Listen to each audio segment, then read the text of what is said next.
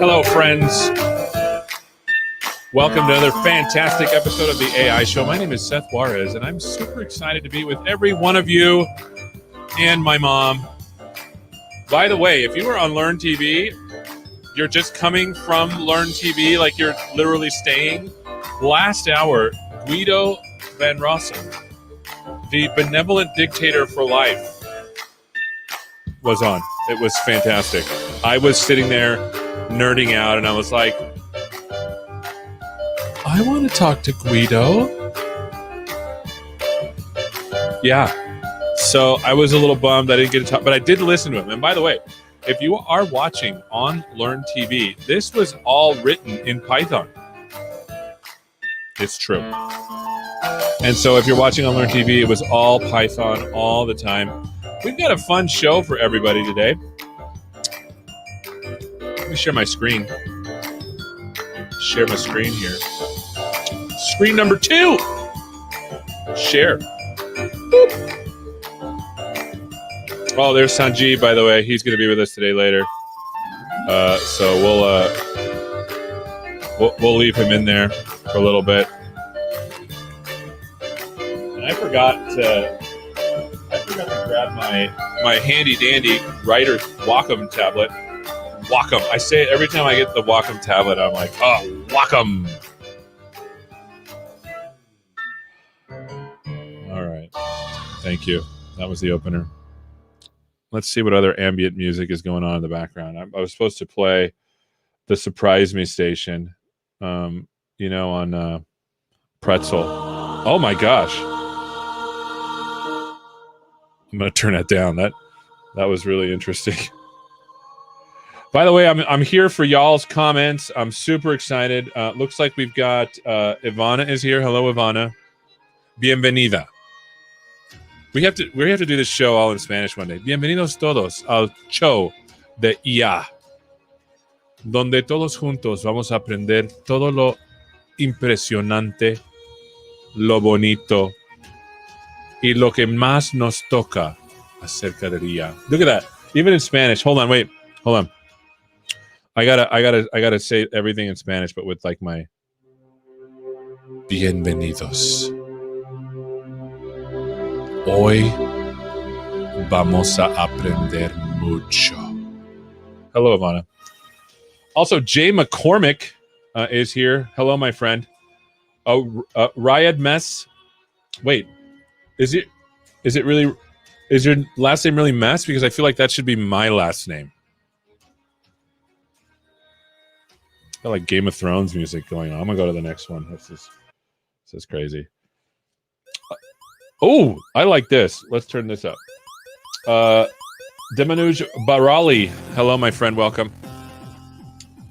From Costa Rica as well. Someone's here. I'm super excited. Sounds like I'm in a video game now. All right, so let's get to it.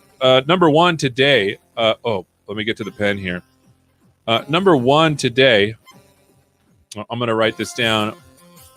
What's new with OCR? I don't know. Sanjeev is going to tell us all about it. You got a sneak peek. He's sitting there in the back wondering, what have I gotten myself into? Number two, Rochambeau, which is actually the name of rock, paper, scissors. We're building the AI model. We're going to finish cleaning up the code. And I think we've put it off long enough. Riyad Mesaudi.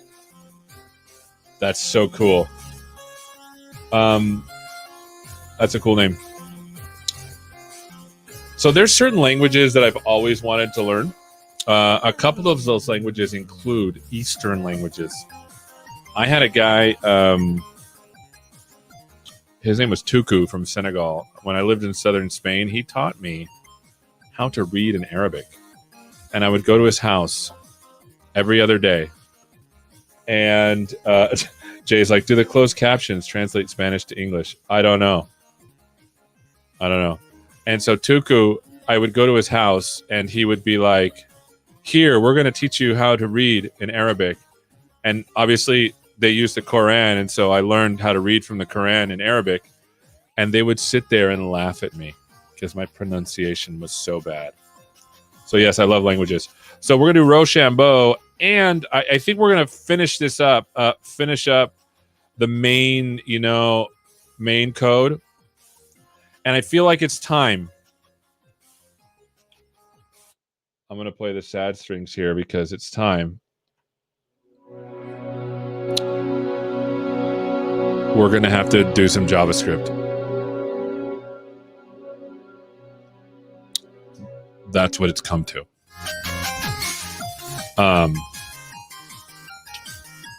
So my Spanish is actually legit Spanish, but it's super weird because I lived for 3 years in Mexico as a child, and then I lived for 2 years in Spain as a bigger child. So if anyone hears me speak Spanish, they're like, "Where are you from?" I don't know. By the way, I'm also on Learn TV monitoring the chat. Also, I'm looking at the chat over here. And so if you have any comments, I'm excited. Luferogo, greetings from AZI. Oh, man. I almost read something in Spanish that would have been offensive in some countries. Yes. Your Spanish is amazing. That's so funny. By the way. Yeah. So number two, finish the main code. And if you'd like, I'll do an overview of all the code because we've been putting it together for the last couple of weeks, but obviously it goes really slow. But now that it's almost done on the Python side to build the models, I can go through that. And then we're going to have to, 2A here, we'll put that in red. maybe we might have to learn some React. Maybe it's good, though. Maybe React is so fantastic. I started looking at it last night. Maybe it's so fantastic that we're just going to be like blown away. Okay. So those are the two things we're doing. And I'd also like to mention, friends, that next week, obviously, Aishigul is going to come back and do a lot of her cognitive services coding, have special guests, etc. You know, maybe people will call me during the show like last one. And then after that, that's the week of Microsoft Build. If you don't know, Microsoft Build is an amazing conference for developers, practitioners, technical folks, where we get to talk about everything that's new. And no one told me to read this. It's all true.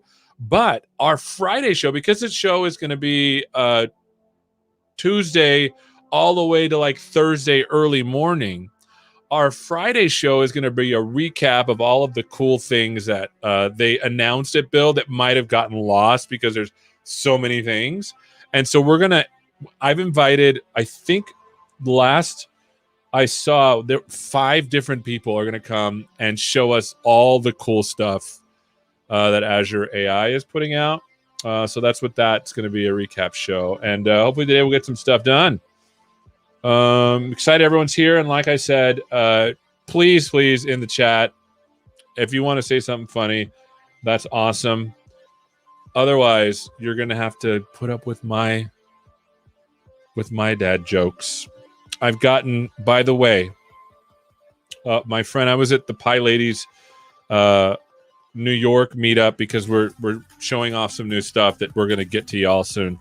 And they were testing it out. They have added 2 new sound effects to my repertoire. The first one, obviously, is a classic. So like I said before, if you have good jokes, we'll use those. If I'm doing bad jokes, this is the sound effect you have to listen to. Are you ready? This is the one I'm going to start using now.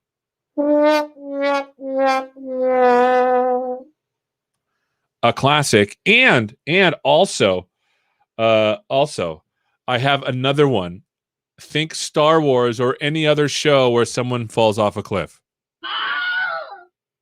The Wilhelm scream. One more time.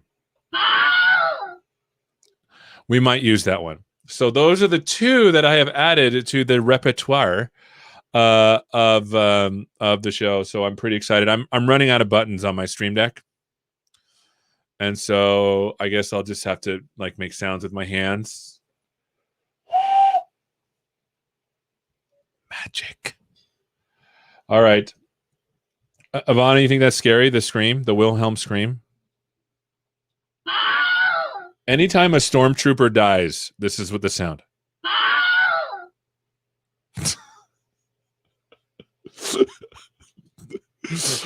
Oh my goodness, it's Friday.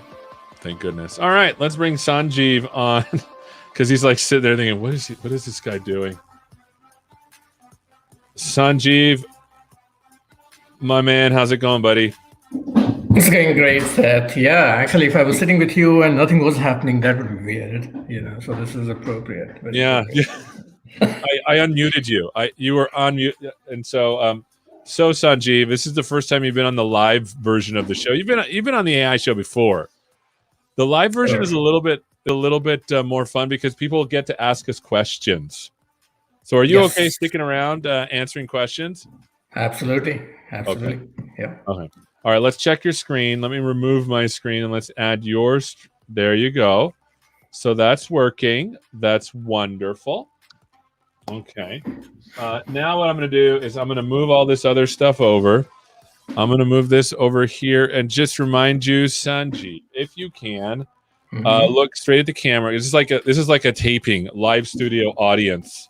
Yeah. Just look at, and then we'll have a chat. I'll say I'll start out and be like, you're not going to want to miss this episode of the AI show where Sanjeev reveals the mysteries of what's new with OCR. That thing. Then I'll play that thing. And then we'll get into it. And then you ready? Yes, And yeah, my screen is shared, so you'll switch on the Yeah, screen. I can't see you, by the way, right? Because I'm in a yeah. presentation mode. I'll be It's sharing screen, so probably I can better see. that way, Yeah. Sanjeev, that you do Okay. not see me. But I can hear you though, which is even funnier. Anyway.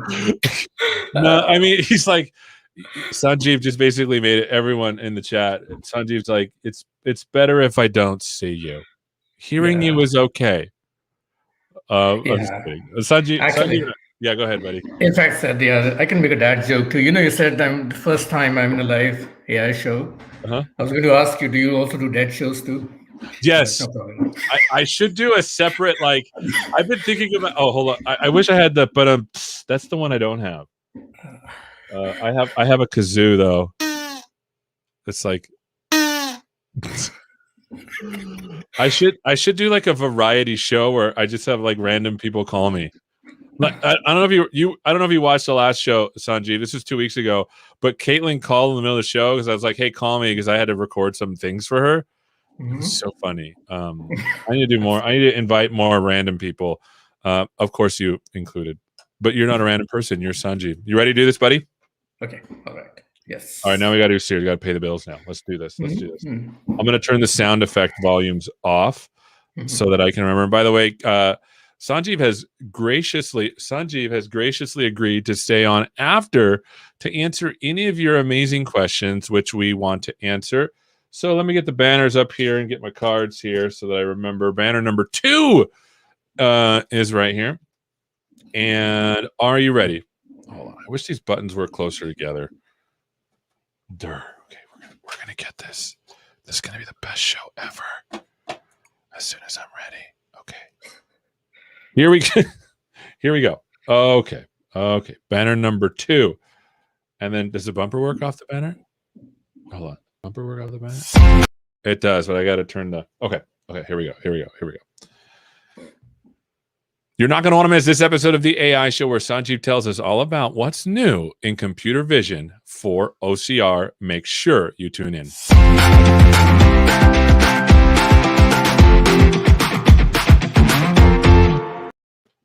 Hello and welcome to this episode of the AI Show where Sanjeev is telling us all about what's new in computer vision for OCR. So why don't we start with introduction, Sanjeev? Tell us who you are and what you do. Sure, Seth. Hey, it's great to be with you, Seth, first of all. And secondly, I'm a project manager for OCR in computer vision. And we also do OCR in form of layout and form recognizer, which I know you did a show sometime back with Neta. So yeah, that's what I manage here in this team. Fantastic. So let's start with the obvious question. For those that don't know what OCR is, can you tell us about it, a little bit about what it is? Sure. Yeah. So OCR, as a technology, has been around for decades now. In fact, if you open up any book on machine learning, vision tutorials, I think the number one thing you'll find there is how to do OCR, right? And so OCR has been around for long. At Microsoft, though, we have had this in computer vision. We have had this OCR operation or OCR API, which is kind of based off simple machine learning. It works. It works for images. It's been there. It's the only option, and so customers have been using it.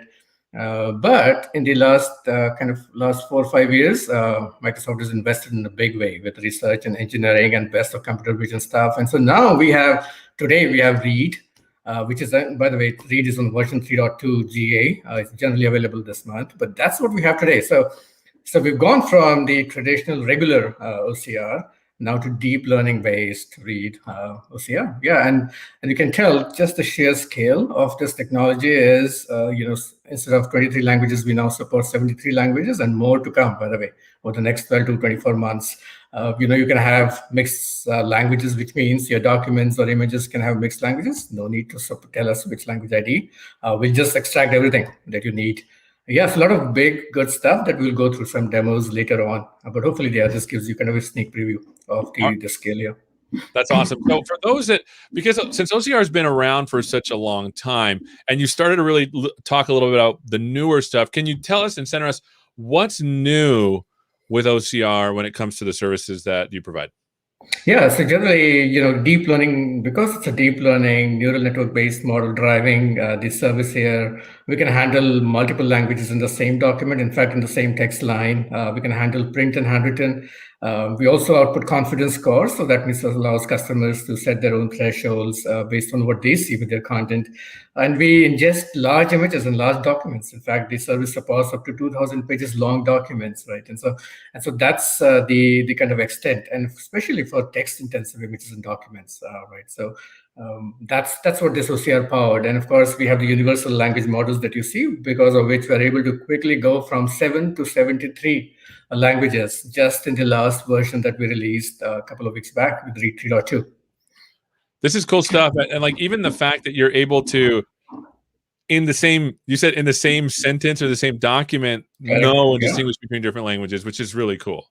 Yeah, and absolutely. And by the way, this, right now we are simultaneously shipping both the Cloud API as well as the Docker container. So when you get read new versions, whether previews or GAs, you can download. You can either use the Cloud API, which is easiest, scalable, fast, and secure. But you can also download the Docker containers, as some of our banking and other healthcare customers do, and you can run it off your laptop, as it is running on my laptop right now.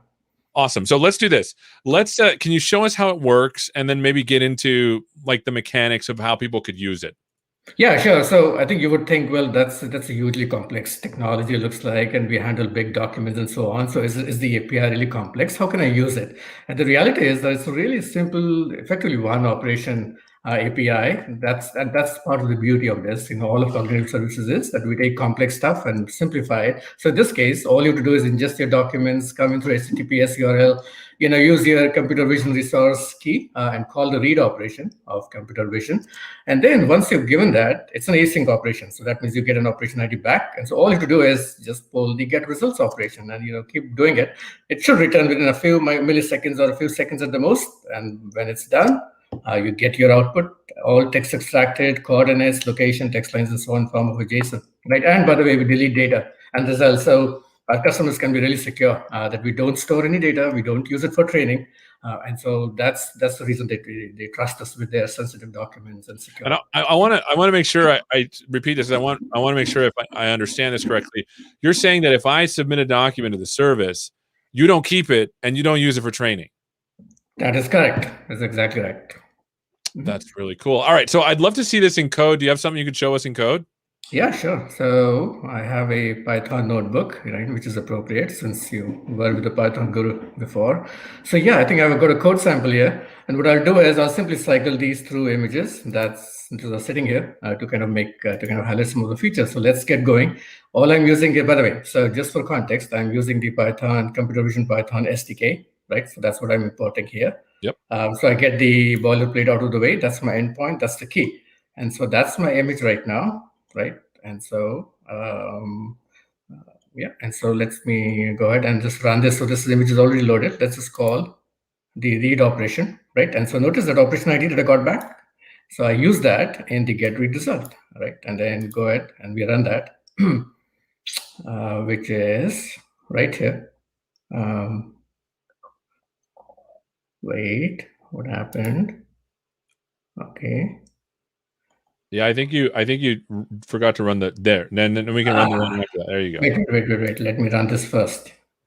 And then we call this one. Now we get a fresh new operation ID, right? So now we are actually calling the right result. Then we run this. We do get result. We got the status succeeded. And now we really just print out the collection of text lines in the JSON response.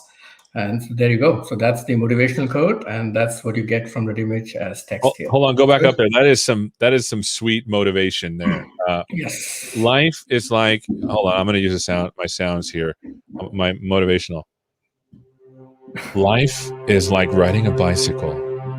To keep your balance, you must keep moving. That was awesome. That was awesome. Cool. So let's keep moving, and to now let's say, remember I said print and handwritten, right? And so read supports handwritten for English only right now, although new languages are coming too. And so again, this is pretty funny and probably motivational code, depending on. Right. Depending on. And so now we do the same step, right? Get the new operation ID right here, and then get the results, right? And then status succeeded. Notice how quickly it got completed, and then we print it out. And there you go. Now, here's the nice thing. Notice this handwriting, right? So what's happening here in the code is, all I'm doing is I'm checking for the parent style attribute in my JSON response, right?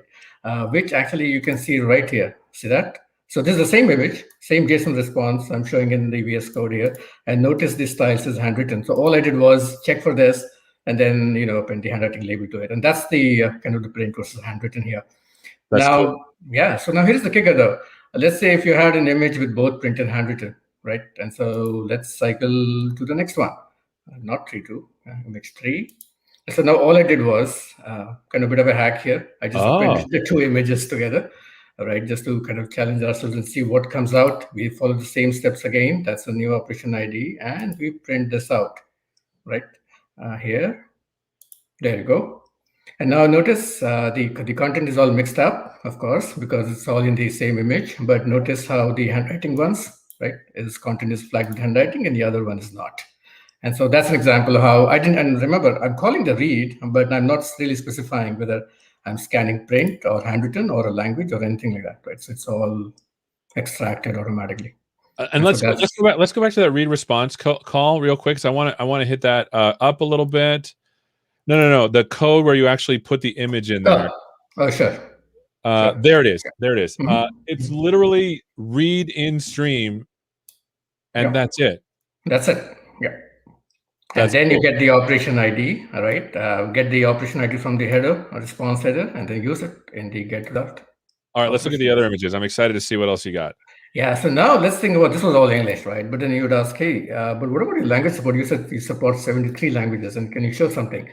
And remember, I said mixed languages too. So in this case, this is a Japanese tax form. So if you were in Japan filling out a tax form, this is what you would fill out, right? And notice it has got Japanese and English text mixed in, right? And so now let's scan this quickly with our OCR service. I get the operation ID. Let's get our, there you go. So notice it took just a little bit, a few milliseconds longer. So now you can see that progression there from running to succeeded, but let's print it out.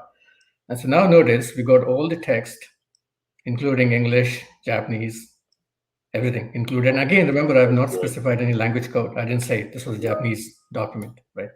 And so so the code remains unchanged, but you keep getting all the text here. So let's keep quickly moving through this and challenge this a little bit more, right? And the next image is, I think you'll realize, is I've got Japanese, English, and actually German right here. So all I did was took screenshots of these PDFs. And remember, and so again, the use case is realistic because normally customers will scan documents with handwritten content or scan content of these documents. So the PDFs come in, but they will have images and scan content comes in. So to us, of course, we handle both digital and images. It doesn't matter to the service, right? And so let's go ahead and get our operation ID. Let's now scan this, right? And now notice that it's taking a little bit longer there because it's a big image with a lot of small text in a few different languages here, and also depending on what's happening with my laptop. And there you go. Now you got succeeded there. And so let's print this all out. And so there you go. Now you see, so notice that you got, there's Japanese, English, some German, all of it right here. That is really cool. Right. Yeah, and so I think that was it. Which image was it? Image 6. I think I have an image 6, which is probably, let's see, I think I have an image 6, which is kind of, this one. So imagine it's a Happy New Year still, it's May, but hey, a lot of countries or communities have New Year starting all through our calendar year. So it doesn't matter. But, and then notice these are all Happy New Year messages in some of the languages. And if you ask me to name them, I will not be able to name all of them correctly, but let's keep going. And so now let's scan it, right? Oh, that was quick. And so let's print them out. And there you go. You got a Happy New Year in a few different languages, and you might actually recognize them. That's it. So, and again, no change to the code. It's all automatically extracted with the universal language models here. That's pretty much it. That's really cool. Do you have, because I'd love to see if you can, do you have like a listing of all of the languages so that we can see them? Because I want everyone to be super crispy on what languages are actually available. Yeah, absolutely. So these are the 73 languages we support today. But this is, we look at this as just the first wave of language expansion. There's a similar wave coming in the next 12 months and a similar wave coming the 12 months after that. So we are really just on the mission here to cover all world languages here. But that's the current list for now. So are there other like new things in there that people should be looking for? I feel like there's some stuff that you're probably missing.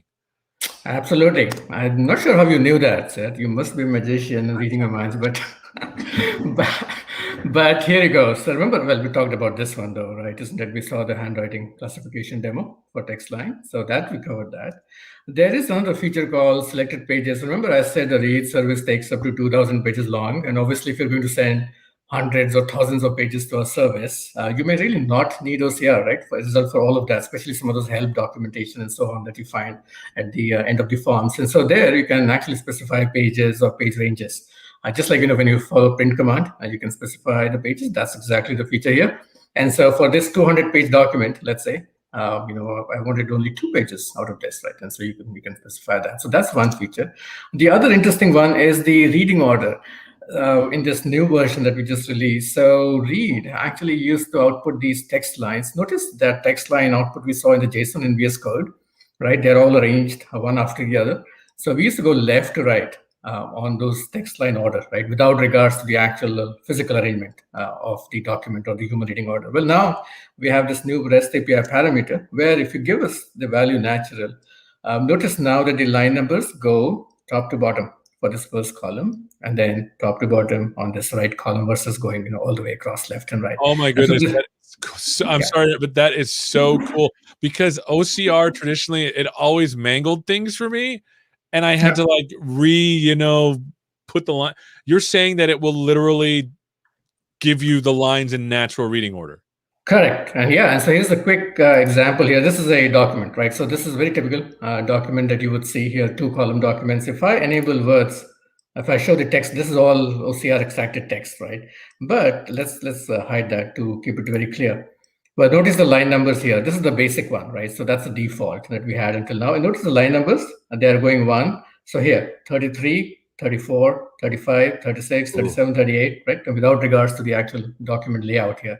But notice this natural reading order now, output here. And if I enable text line numbers here, now notice the difference here, right? 26, 27, 28, 29, 30, they're going top down. And then this is 60, 61, 62. So what's happening now is that the service is taking into account the layout of the document and replicating the human reading order, which is great because now this can be the beginning of, let's say, detecting paragraphs, right? And other advanced features in document object model and so on that can come in now. That's really cool. And like I said, I OCR always annoyed me because it didn't really do that. So here's a question that may be a little bit harder. This feels like it's a really cool building block for more complex software. Is anyone using this as a building block for something even better? Yeah, absolutely. So remember, text extraction is really the first step. All right, you've got to do a lot more things to get even more insights from it. What it does gives you a text, but yeah, sure. Actually, in fact, we use it, right? This is our other product, Form Recognizer, which is a document AI, document understanding product that layers on top of the OCR extraction here. So just to give a very quick demo here, and I think customers may have used Form Recognizer. If you don't know, please do check it out. This is like an AI magic box in a small little service here. So if you take a look at this example here, right? And so if you move, remember, so we took this document here, and what I'm showing is the layout API. Layout in Form Recognizer is really nothing but OCR, enhanced OCR at high resolution plus some other features, right? When document structure specifically. So notice there is the OCR part of it, of course, that you get with Form Recognizer, right? And that's part of the read result object here. If you open the JSON, and we'll go to the JSON too, but that's the text extraction. But notice we also get checkboxes. So see these selection marks or checkboxes here, and along with the green and the orange, visualization depending on their state. And so we output the selection marks too, right, as part of the read result object here, if you're using layout feature of Form Recognizer. But other than layout, there's the tables too, right? And so notice the service is recognizing from this plain image, it's recognizing this text, there are checkboxes. And by the way, it's actually telling you the state of the checkboxes too, selected or unselected. That's cool. And then secondly, tables, right? So it's recognizing that this text is actually arranged as a table. Right, and so if you look at the JSON response in addition to the read result, you'll have a page result object, which is really the page object model kind of coming together here. And one of the first features here is the tables object, including, and you'll notice rows, columns, and the rows, columns, and the individual cells here. But hey, these tables also have something called headers, and this is pretty much a really hot new feature that's actually going out with layout at build, right? So what I'm showing here is a preview of the build feature that will be available starting in the next week or so.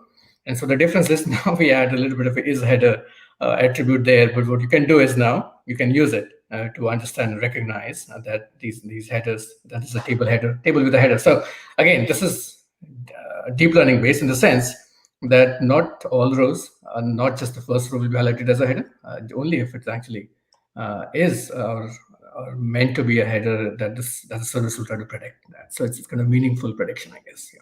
That's really cool. And so it's a building block that we are actually using to do even more cool things. Right. Because like reading text is great, but reading a layout of a page, which is what Form Recognizer is doing, I think, and understanding layouts and tables and etc. That's actually really cool too. Yep. Yeah. And just to close on that, notice this is the layout output here. So that's the read result, right? So that's the OCR. Those are all the text lines. Those are all the selection marks we saw, right? Along with the state selected here. And then this is the tables, the page result object that we were looking at. Yeah. That's cool. Yeah. That's cool. So here's a question that may be another harder question. And maybe you answered this a little bit and I just wasn't paying attention. What if I work for a place that has sensitive documents and there's some trepidation or maybe even some legal requirements where you cannot send these documents off to some machine? Like Europe, for example, has some pretty amazing privacy laws. What can they do? Right. So the great lead into the fact, remember I talked about read always simultaneously ships as a service in the container. Mm-hmm. So all you have to do is go search the internet for read containers, Microsoft Read OCR or Microsoft OCR containers, and you will come to this page, which is, by the way, part of the OCR documentation in Computer Vision, right? And right here, you will get all the details to apply. So OCR read, OCR containers are gated in the sense that we require businesses to actually request access. And so if you follow this, there's a request form that you got to fill out. Approval happens pretty quickly, but once you have that, there's a whole instruction on how to go ahead and actually download the Docker container. In fact, I have the Docker container running right now on my laptop. Right? All right, so it's as easy as that. And so if I go back to show you, right here, see that? So it's running on my local host right on my laptop here. And in fact, that's the Swagger. And you will notice I actually use the same image here. By the way, this has a sync operation too, right? So I can just use a sync analyze if I'm lazy enough. And so I choose this file here on the same image one, right? The same image here. Actually, let me choose a different one. This one, image 2, right? And then execute.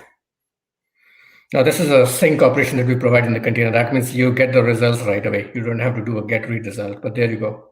Right? This is running on your laptop in a container. Yeah, exactly. Yeah, that's right. And so basically now, if you set this up in your organization, these documents effectively never leave the premises. That is correct. Yes. Nothing leaves your premises. Nothing leaves your compliance boundaries. The only thing the container will connect to Azure is to transmit the billing usage, right? Transactions and so on, so that you get billed at the rate. Okay. That is really cool. So where can people go to find out more? Yeah, so really just search for Microsoft OCR read documentation. It will take you straight to this overview page, which is right here, OCR overview, right? In fact, that was the page that was open here. And so if you come to this page, there's everything that you need to know, including a quick start that uses the same Python SDK, that sample that I'm using, along with the APIs. And then including some really interesting, we're talking about data privacy and security. This is just published content, from our responsible AI team here. In fact, so there you can go. And then also within the how to read, you can understand how to call the read API. And this is what we have been going through in this session right now, right? These features, right? And then, and then the read container stuff is right here. So it's all right here. This is really cool stuff. I'm flashing these links up so everyone can see them. Well, this has been amazing. Thank you so much for spending some time with us. We've been learning all about what's new in computer vision, OCR with Sanjeev. Thanks so much for being with us. Thank you so much for watching, and hopefully we'll see you next time. Take care. How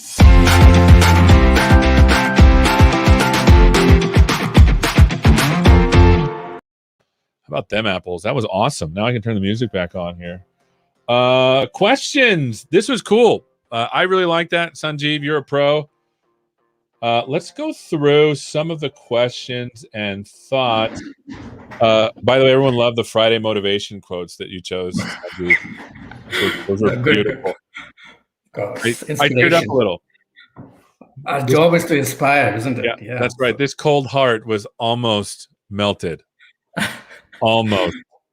All right. So here is Jay McCormick. OCR has really improved in the last year. Yeah, deep learning has changed stuff, which is really cool. So there's the quick start, by the way. And here's Jay. OCR has really improved in the last year.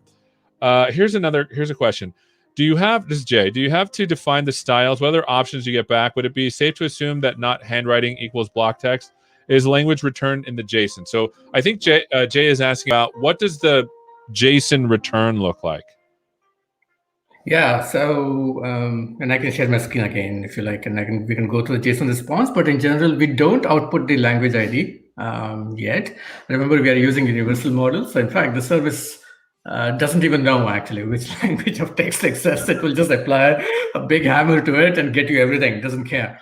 And so, but I think customers do appreciate knowing as an output, and so we're certainly investigating that. It's just that we don't need to know the language to extract. That's cool. Which is interesting because if you think about it, the thing that makes deep learning cool is that you can hides things in the inner layers if the model is deep enough. Here's a comment from Dilly. It's wonderful. I think so too. Here's Jose Silva. Can we use this OCR in ML.NET without requesting Azure services just in offline mode? I think you totally can with containers. Is that right, Sanjeev? That's correct. Yes. If you can use containers, then yes, you can use read offline. Although, remember, offline, we take a meaning where containers don't absolutely connect to Azure or they don't need internet connectivity. We don't have offline containers today, right? 100% offline disconnected containers today. We have connected containers that do ping Azure every 10 minutes or so for the billing usage, but that's on the roadmap. The offline containers, strictly offline containers are also on the roadmap too. Love it. Question from Costa Rica. We have a project where we need to read text from things like water bottles, but depending on the light, not all characters are read. Any tips? Yeah, so I think customers will come and ask us these questions. Hey, can we do some pre-processing, right? Can we change the light or can we crop the images out? And we always tell them, don't do any pre-processing. The whole point of deep learning and our philosophy is throw anything at us and we'll try our best to analyze, debug, test, improve in the next release going out. So really, we don't care whether it's low light or bad light or less light. Just give us everything. We'll get back to you. We'll say, yeah, this is really impossible, or we'll just try to improve our service. So really, keep it simple. Awesome. By the way, I'm still looking on Learn TV. If you're on Learn TV, make sure. Oh, here's some. Oh my goodness, there's tons of questions on Learn TV. I am new. Hello from India. Welcome, Doshi. Super excited that you're here. Is OCR able to separate the recognized text into sections / paragraphs? That's from Chak Kul Wong. Yeah, right. Yeah. The read order is important. Tell us about that if you missed that. Yeah, so the read order kind of gives you the basic ingredient to do some of your own paragraph analysis there and try to create some distinction. But really, the right answer to that is paragraph detection, and including titles, headers, footers. I mean, a page can have a lot of things in that, and all of that recognition is coming on our roadmap. So check out, keep a tab on the form recognizer layout and those features there. That's where we will embed those features there. Yeah, and because it's interesting how y'all have decided to separate let's recognize the text over here, and then let's recognize layout over here, and then let's put them together into something cool. Right, exactly. That's right. This is from Michael Garrod on Learn TV. Does Azure have handwritten or handwriting recognition? Yeah, so I think we briefly demoed the English handwritten support there. But the more interesting news there is that we are expanding language support for that. So customers can look forward to simplified Chinese and Latin. Tier 1, some of the main Latin language expansion pretty soon, actually, very soon this year. And then even more, actually, coming towards the end of the year. From Jose Silva, what's the difference between this OCR and Tesseract OCR? I don't even know what Tesseract OCR is. Yeah, so I would tell Jose that just try the test, do your own benchmarking between read and tesseract, and I think you might see the difference there. If That's that's a all. competitor, like you don't want our opinion on competitors. Like I'm biased, so it's. I think I know what that is now. I know what that is. I don't know the difference, and if I did, it'd be biased. So you probably don't want to ask me, Jose. But I'm glad you're. I'm actually interested, Jose. Reach out to me if you try. If you try them and you're like, hey, Seth, from an unbiased perspective, and you can even tell me in Spanish, a mí no me gusta por qué, and then I'll be like, and then I'm sure Sanjeev would want to know.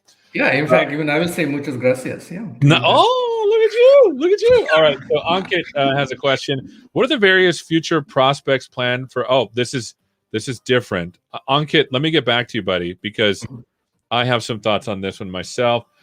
Jay's excited about this. Here's another one. Can this OCR read dot printed characters? I don't know what that is. Yeah, so that's, I think, just try it. I would say go to, and remember, use the read API, not the old OCR API. Yeah. But try it on any kind of text. And if you don't get good results, send it back to us. Send it to Seth. Seth will Yes, get it right. back to me. Send it to me, and then I'll ping Sanjeev. Be like, Sanjeev, what the heck? Fantastic. Looks like we've covered all of the questions. Sanjeev, you're a star, man. Thanks for being with us. Sure, it's a pleasure. It's always fun. All right, buddy. We'll talk to you soon. We're gonna say goodbye to Sanjeev. Everyone say bye to Sanjeev. Bye. Bye. Take care, my friend.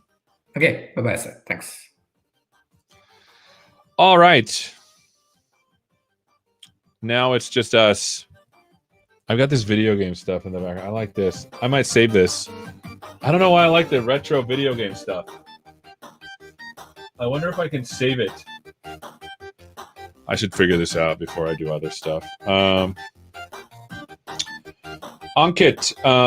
let's go back to Ankit's question because I think that's important. Let me add this here so that I don't forget. Ankit's question is very good. Let me see if I can scroll back.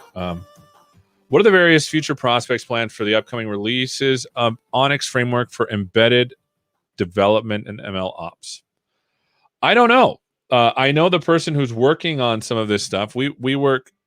The Onyx runtime is something very powerful. If you don't know what Onyx is, think of it as like the PDF for deep learning. PDF.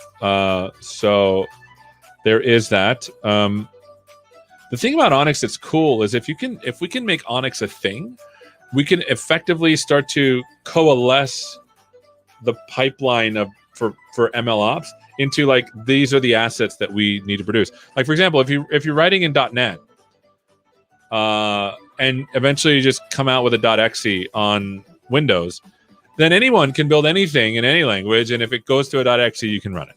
So think of it like that So I really like that question from Ankit, and then he follows up with this. There's always been issues when it comes to using various offsets being compatible across various inference applications.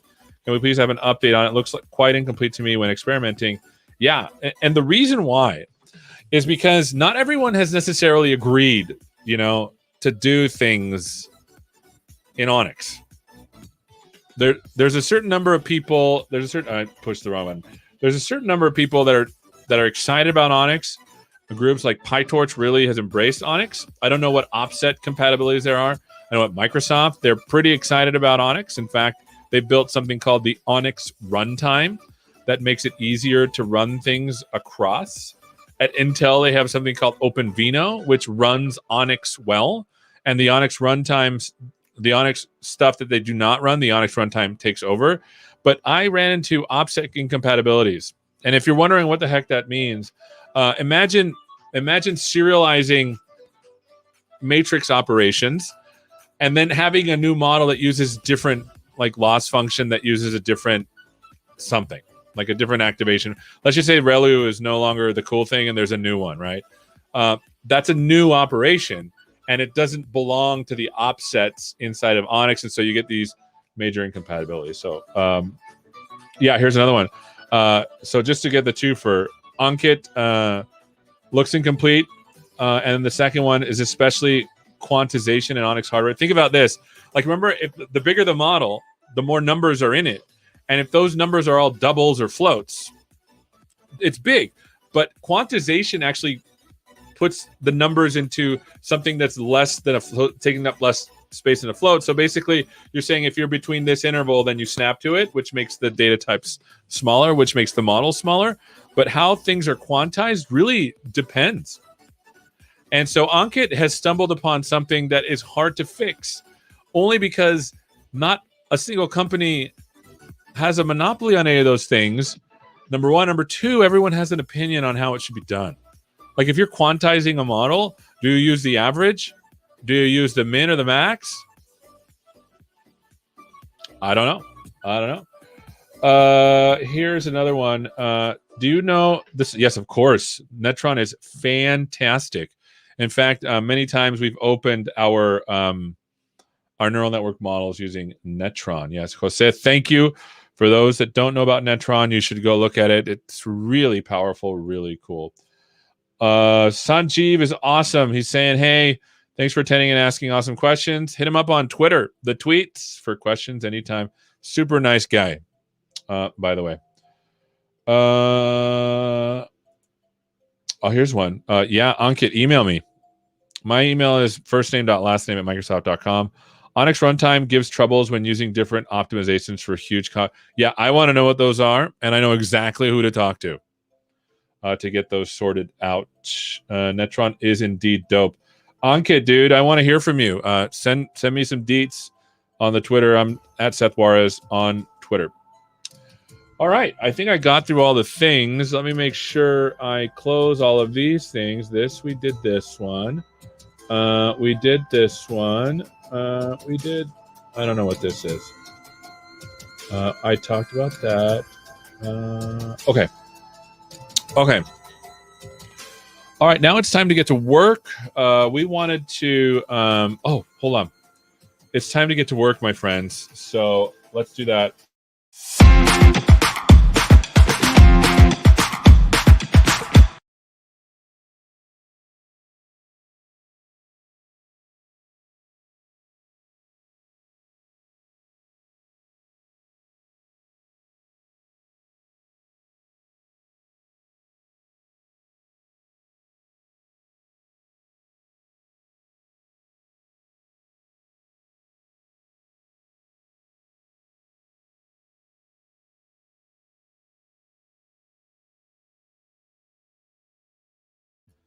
I accidentally muted myself. I pushed the wrong button.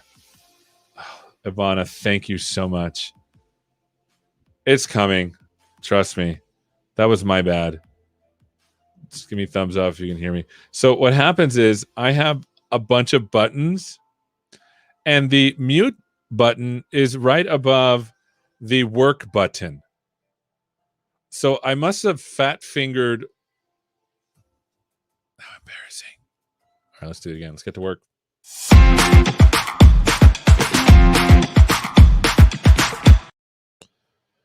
All right, there you go. Is that better? Everyone can hear me now? Yeah, I fat fingered the stuff. And Ankit, thank you for your questions, buddy. These are great questions. Yeah, Jose, I do know about the virtual ML.NET community conference. Yeah, I did see it. Luis, I think Luis Quintanilla was there, and there was a ton of other people there as well. The PM, she's awesome. If you like .NET, it's fantastic. I think ML.NET is awesome for doing inference type stuff. I haven't used it for training yet. I'm curious to that. I haven't looked at it. You know, I used to be a .NET programmer for like a decade. And then I went to school and did machine learning. And machine learning at the time was mostly Python, but it was still early when I went.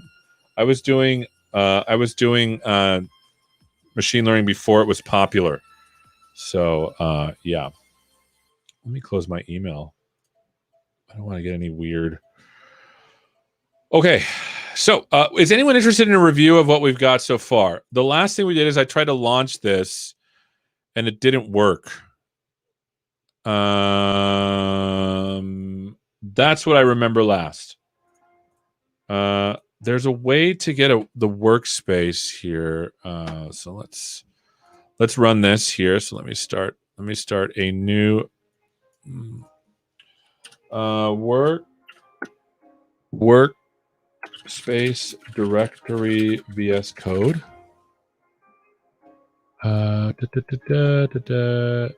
How do we get the workspace directory? There's like a let's do the launch.json. Launch.json workspace directory. What I'm doing is I'm trying to make it so that I can hit F5. I can hit F5 and it'll run the entire project. Here it is. Is it workspace root? No. File name dir. Workspace folder. That's it. Okay, so remember I couldn't get the launch.json to work because I want to run it. So this tells me which path to go into. So we'll do workspace folder /src. And then now, in theory, I should be able to just hit F5 and it'll run. So let's try it. It's working. Fantastic. Let's set some breakpoints here on the trainer here. Looks like I already did. Okay. So just a little reminder. Rochambeau is rock, paper, scissors. And what we're trying to do is we're trying to make an AI that will look at a picture of me doing rock, paper, scissors and tell me which one it is. So the data is right here. These are the images I'm using to train, I think. Let's go over here to the data. Yeah, looks like I load up the data and I split into train and validation data sets. And I think I'm passing the images folder. And the way I know is it's right here, data.images. So let's go into this. Looks like it's done. This is a speedy model. This is me doing paper. And remember, when we started this, I had used Computer Vision to do this, but I wanted something a little bit more faster, and I wanted to get into ML ops and custom machine learning. So there's me doing rock, and then there's me doing scissors. So these are the images that it used. There's the trainer. It's saving the model, F10, self.model.save, and looks like it's done. Let's go over to the outputs, and there's the model. Oh, here we go. Looks like I had saved one before. And let's reveal this one in File Explorer.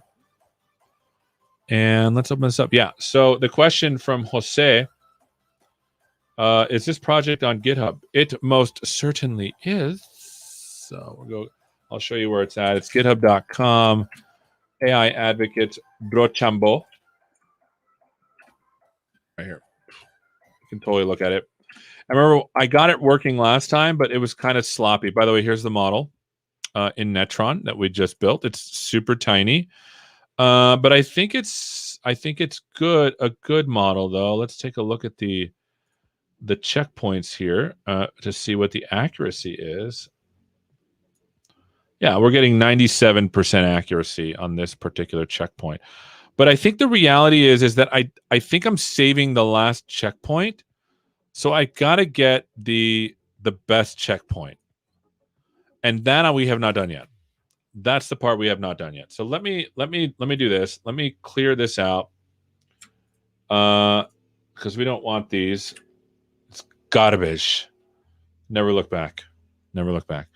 And let's see if we can get a little more sticky on the save path, because I know that for this one, we're passing in a path to the out. Is it passing? Where is it putting the? What path are we putting in there? So this is the path to the data, but how does it know where to output stuff? Like, how does it know to put it in outputs? That's my question.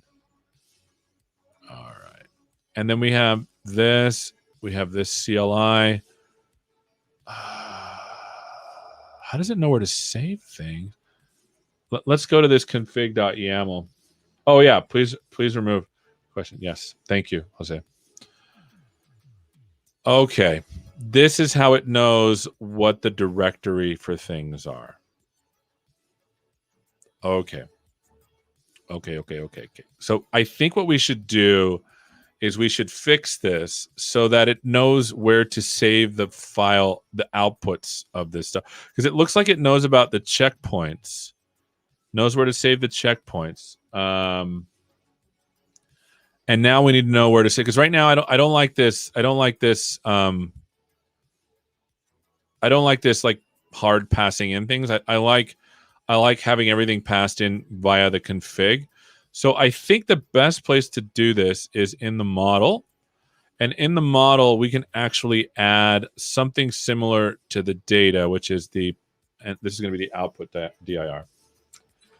So Jose is asking, am I using TensorFlow? No, I'm using PyTorch and PyTorch Lightning. So if you look at this, you can see right here, this is the data stuff. So I'm transforming. I think I need to do a quick review. But let me do this, and then I'll do a review once we step through everything so that you can see. So we have this. I think we need to have this. And then we need to have output dir, right? And then why is this mad at me?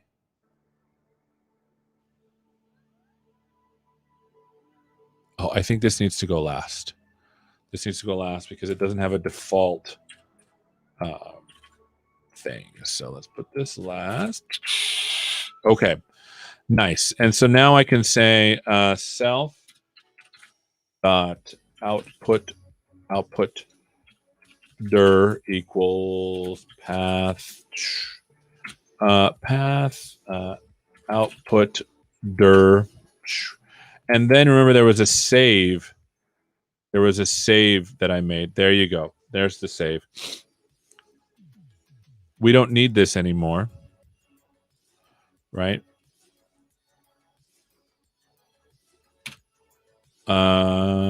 We just need the self.output dir. Output dir equals self.output dir, and then we can do this.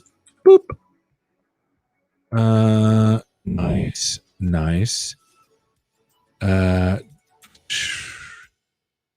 Oh, we don't need this anymore. We don't need this anymore because we did that already. I'll just put the resolve in the constructor here. And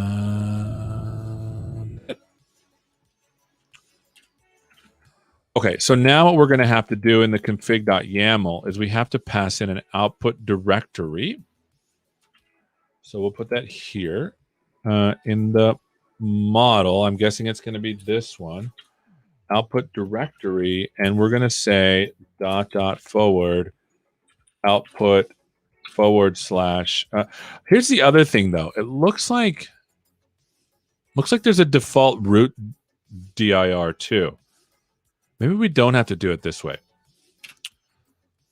Let me go back here because I don't want to pollute. I don't know if I want to pollute this. I don't know if I want to do this. So let me go back over here and let's see if I can get the self dot. What was it? What was it? The default root dir. Default root dir. Does it have that? Trainer. Oh, maybe it's the trainer. Trainer. Okay. Default. There it is.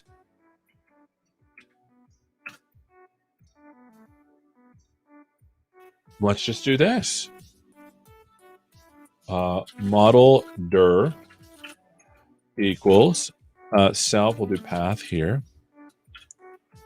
Dot resolve / model. And then what I can do is I can say model dir. I can do this instead. Okay. Cool. This is better. This is better. This is way better. I don't have to do this. I don't have to do this. Cool. Okay, so we'll fix that. I think I need to undo all of this. So let me undo.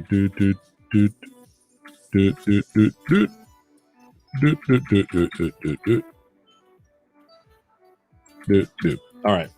Oh, okay. Okay. So Jose is asking, why did I choose PyTorch? I like PyTorch. So I am agnostic in the PyTorch versus TensorFlow thing. The only thing is that when PyTorch, I used PyTorch 1.4, and then I moved to 2.0 and then did like 2.1 for a little bit. The thing I did not like about TensorFlow was the way that they handled data. It was a little counterintuitive to me. And I also like the class structure much better in Python. But that's just me. Doesn't mean that PyTorch is better than TensorFlow. That's not what I'm saying. What deep learning architecture am I using? I'm using a Resonate 18 right here. And then I have 2 fully connected nodes there. Yeah. That's why I chose PyTorch. Great questions, Jose. Perfecto. All right. So now, in theory, I don't need this. I can just save this. This is a default root directory in the trainer. And so now, let's see. Let me go to the model here and let me force this to be a path instead. Path. And then I can just say like this. I don't need to do this now. Okay.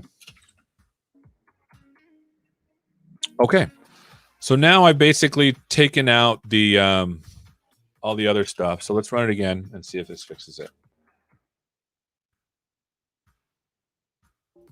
And then the other thing is, again, I don't know if we're getting the best model. We're just getting the last model. I'll let that run. There's a lot of stuff in self, right? Maybe in the trainer dot. Oh, remember we had the checkpoint callbacks? There's one. What's in here?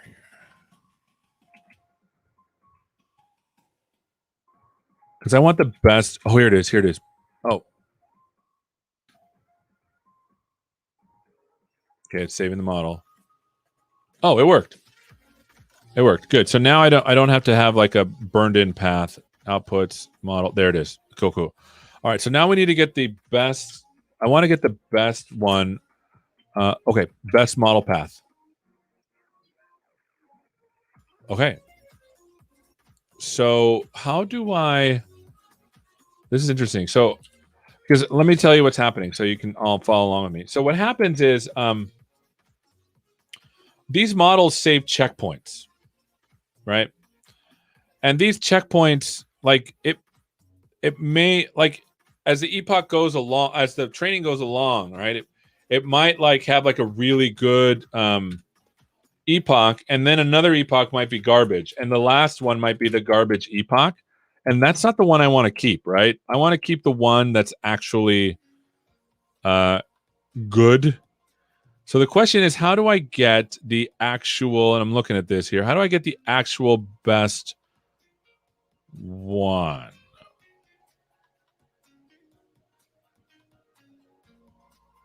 So it looks like we have the best model path here. So let's start with there. Best model equals this. Bets. Best model. And then I'm trying to get done with this so that we can move on to like learning React real quick, so that we can put this in a website. So this is the best model here. Let's see what we got in here. We gotta load this model up somehow. What do we got in here? By the way, I'm totally a dot programmer here.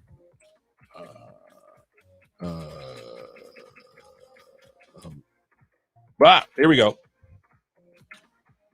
Here we go. Best model. Model equals model. And we don't want to do the self one. Cool. I think this does it. right? Because again, the reality is we might not have like the best, the last epoch might not be the best checkpoint.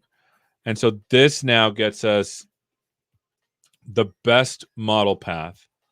I load up the model and then I get the dir from the default route and then I save.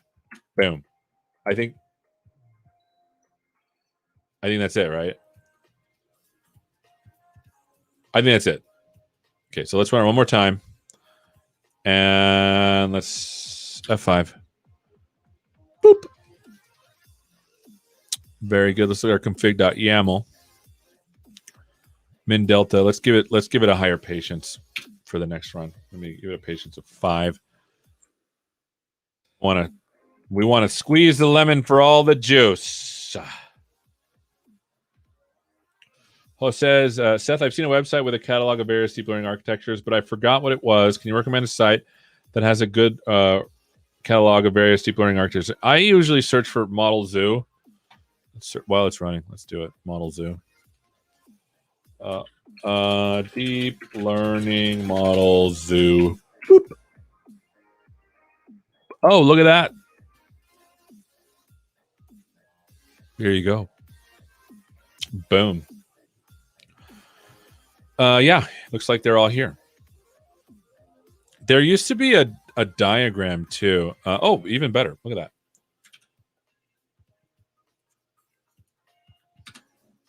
Everything we always wanted, which is super cool. All right. Yeah, Model Zoo. Thank you. Great question. All right, so we'll minimize this. Looks like we are done. Notice that the current model, if I were to look at self.modeled, let's go to the debug console. Self.model. Model. Let's go up here. By the way, this is all Visual Studio Code saving our bacon. Self.model, control space. Oh, jeez. Trying to figure out. Let me go back down. Let me see. Self.model. I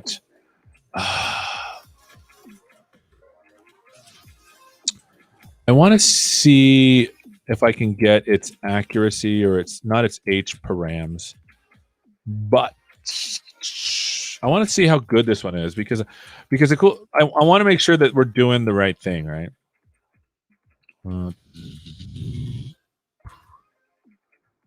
Not parameters. Oh, maybe it's optimized. No. I guess I could save them as parameters, but the reality is I want to make sure that we get the best model. Got it. Notice it actually changed it. Boom. Okay. All right. So I want to step through all of this so you can see what's happening because the code looks deceptively clean, right? And we started from garbage before. Just to remind everyone, let me bring up what we started from. I stole Seth Juarez from myself. Something in food AI, right? Food AI is what I had, and this is what our stuff used to look like. Don't be afraid to borrow. Yeah, don't be afraid. Chord progressions.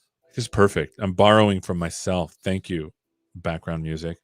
But notice that the code was very like, it was a lot. It wasn't, and everything was kind of all over the place. So what we decided to do is we decided to use PyTorch Lightning, PyTorch Lightning, real dumpster fire. Thanks, Kevin. Kevin's the guy that keeps us honest. Thank you, Kevin. So we use PyTorch Lightning to make it a little bit more, how should I say, less ugly. You know what I'm saying? We wanted to make it less messy. And so we decided to go with PyTorch Lightning. And so what I'm going to do is I'm going to step through the code so you can see exactly what is happening. Okay, so there's the init. on this one, and then the data module is the init here. And then we'll just step through like an epoch or two, right? Because it feels like this is hiding a lot of stuff. Looks like we don't need this anymore. Nice. We don't need this anymore. Kaboom. We don't need this. We don't need this anymore. Kaboom. It says we don't need these things, but that worries me. All right. So now, love deleting code. Deleting code is the best. Let's F5 this and see if we can't step through. So basically, machine learning is fun because basically machine learning is a way of trying to create a function out of data. We have to give the function a shape, and then we have to optimize its internal parameters so that it does the right thing. So we'll do F11. Very good. So the first thing is we need to give it our data. So we give it our data. We give it our data here, and you can see that it's data.images. You're wondering, well, where the heck is this coming from? Because you don't see it anywhere. But it's because we're using the CLI, the Lightning CLI. It creates this wonderful file for us, the config.yaml, that has all of the stuff in there. Like, for example, the data dir. Also, there's three things that you need when you're doing PyTorch Lightning stuff. You need a trainer, which actually does the training. You need the model itself, and then you need the data. So notice that we actually need these backwards because it needs the data first, right, to run all this stuff. And so that's what you're seeing me go through right now. So there's the data dir. I'll put a breakpoint here. Batch size, train split, this all comes. And now it's loading up the model. So we'll F10, F10, F10, F10, F10, F10, F10. And now it's setting up the data because it built the model. Now it's setting up the data. This is the transformation. This is the image folder with the raw data, right? You can see all of the images in there. Boom, boom, boom, boom, boom, boom, boom, boom, boom. These are the classes. We have none, paper, rock, and scissors. PyTorch gets that from the folder names, which is really nice. And then we do a training split. You can set 291 for training. And then the validation's 73 images. Then we do a random split. And there you go. Now it configures the optimizer to optimize stuff. And notice that the cool thing about PyTorch Lightning is it lets you put it all into one place. So this is what you're used to if you're regular PyTorchy folks. This is what PyTorch Lightning adds for you. You can return like your optimizer, your learning rate scheduler, etc. Boom, boom, boom. Very nice. So there's our data loader. Now we do our validation step. Boom. I put this into a compute because it's the same for training and validation. And for the compute, you can see we run the batch on itself, which is this inherits from nn.module, which then inherits Lightning module inherits from nn.module, which is the PyTorchy stuff. So we run it. Then I get the loss. I'm using cross entropy loss between. So this is our guess. This is the truth. We want this to be 0. And then these are our predictions. And then this is our accuracy, right? What it returns is it returns a vector of size 1, of size 4. And in here, there's some numbers. And the one with the highest number is the one we guess. And the classes are those ones that you saw before right here. Oh, I wonder if I can. Oh, here we go. This is just a number. All right. So now we'll log the accuracy, the blum. Then there's the training. Now we're doing some training. So we do through this step. There it's going through the training. Boom, boom, boom, boom, boom. It's probably going to do like a couple of epochs. I don't know how many epochs. I changed the patience to 5. So for 5 epochs, it'll keep going until it can't really get any more accuracy. Maybe 5 was too much because if you look at it right here, it's already pretty good. All right. So now that it's done, it's getting the best model. It's load there. Notice it has to rebuild this. Oh, F5. Is it going back to here? No, that's it. And it's done. Okay, any questions about what I just did? The code, I think, is complete. The YAML, I think, is good. Yeah, I think it's good.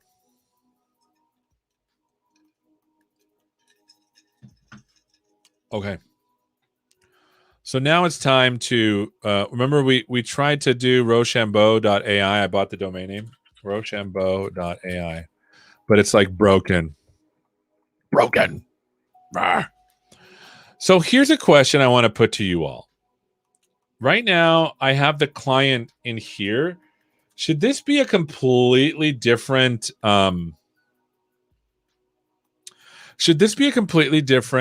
repo, or should we all do like a huge mono repo? I'll give everyone some time to think about it. Like, now by client, I mean we want to make a website that looks at the pictures in my browser and does predictions.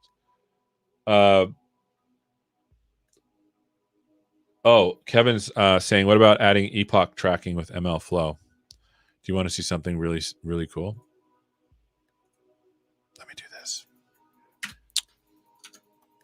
Def before fit or before instantiate classes. Let's do this. Let's he's telling me to use ML Flow, so let's import ML Flow. Okay. All right. Let me just say ML Flow dot auto log done. All right, looks like I'm done with the ML Flow. Boom. Let's see what it does. Because I've recently learned ML Flow auto log. So here in automatic logging, PyTorch. What?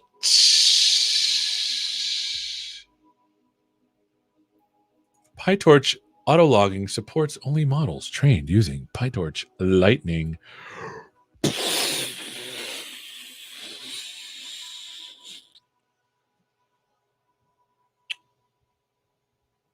Yeah.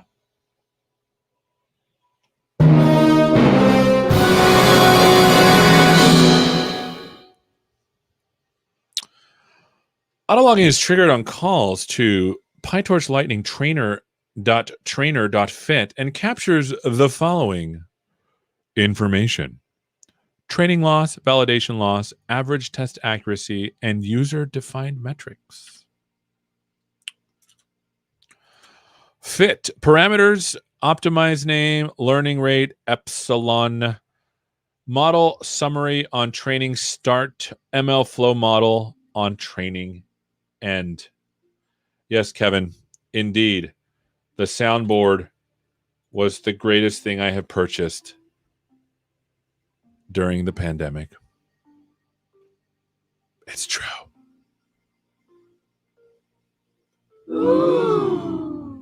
Thank you, Kevin. Yeah, this is cool. And then what else does it do? PyTorch Lightning callbacks early stopping. Do we have that? Do we have early stopping? Oh shoot! Did I just break everything in Visual Studio Code? Oh no, it's in F5. Oh, I set so many breakpoints, friends. All right, so let's go back here. Did I do early stopping? Did I do early stopping? I don't know.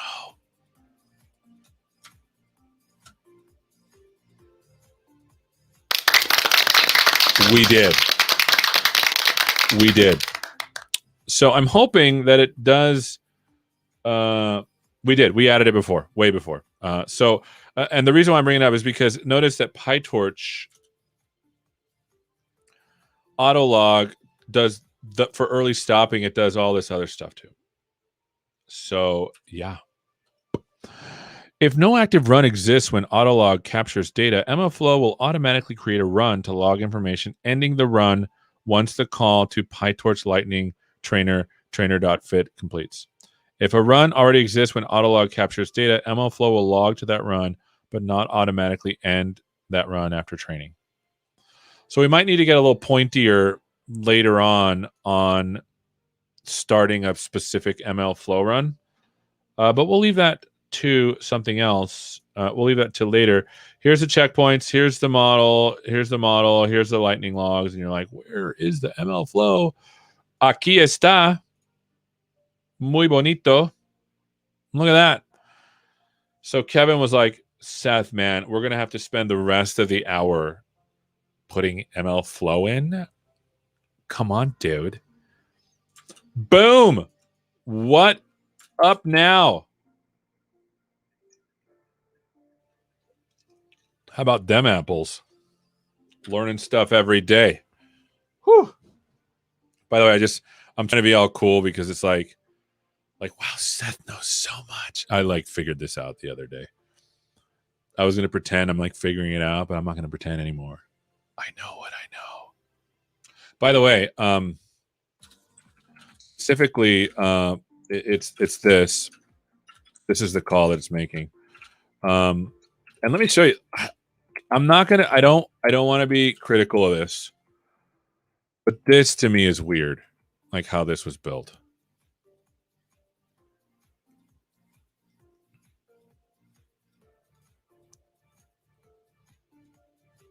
Like, and maybe I'm not like as good a Python guy as I thought. Maybe, but this is how it does all of this stuff. And they're like, broaden this beyond PyTorch Lightning. Yeah, I'm just glad it's in PyTorch Lightning. It's great. And then it just goes ahead and sets stuff up for everything. So when I call autolog, it sets everything up for everything that it can.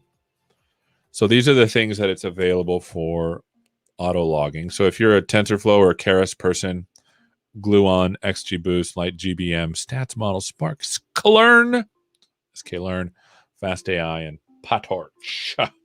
It does that for you. So it's just really nice. And then you can see it's all here. It put it in ML runs, which is fantastico.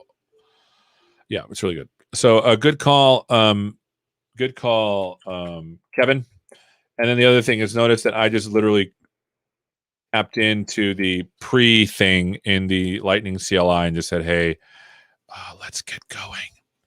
I should probably be a little bit more dogmatic when it comes to actually starting an ML Flow an ML Flow experiment with tracking so that it's named properly. So we'll figure that out later. Looks like I don't want to save anything in ML runs, so let's put that in there. ML runs, boom. Goodbye. Okay. So let's check this in so everyone can get status. Look, I know there's a way to go over here and do this stuff, but I don't know how. And one time I did it. What do I just hit all add at stage all changes? Okay, I'm gonna try it now. Okay, enter a message to commit. Config full config based paths best model selection. Okay, so now that I do that, commit. Okay, I'm committing. Oh, okay, cool. I sign all my commits. So ABC 1 2 3 AB. Okay, so now that it's committed, is it pushed up though? Push.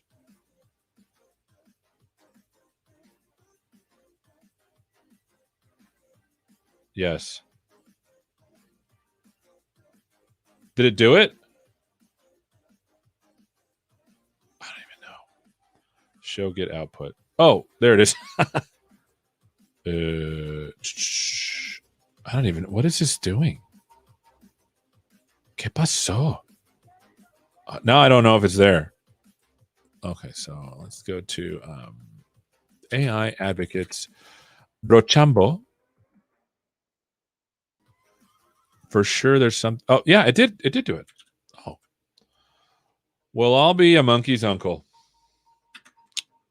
I learned how to do something new. So I'm done with you. So let's go back to terminal. By the way, how about this terminal? Isn't this a beaut? Except for like there's like little tiny little mistakes here. You see that? And then right here, tiny, very tiny. It used to be worse, but it just got better with the latest release. How about this? It tells me,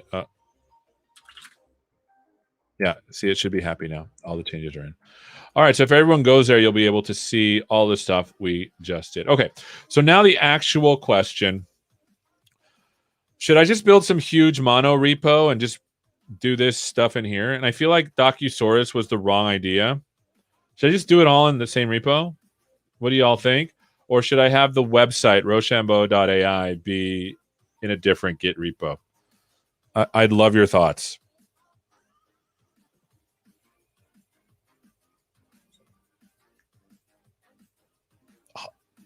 I'll wait for you all. Tell me what you want. What you really, really want. Because I don't know, I'm torn. I guess because remember we built this GitHub action and we tried to do like a static website and it didn't work. Jay is Jay is like my conscience, right? It's like, what should I do? Oh, thank goodness. Jay is here. He's my conscience. Okay, same repo. Thank you, Jay. He's like two sub DIRs, one for web, one for model. Okay, so let's go over here. So are you okay with, like, I have source right here. Should I change this? Beldathas from Twitch. Monorepo. I know, I kind of want to use a buzzword. I'm like, I totally built a monorepo. What's some Now, new with our Rochambeau.ai, a mono repo that has all of your needs in one single place. Act now and get a free coffee mug.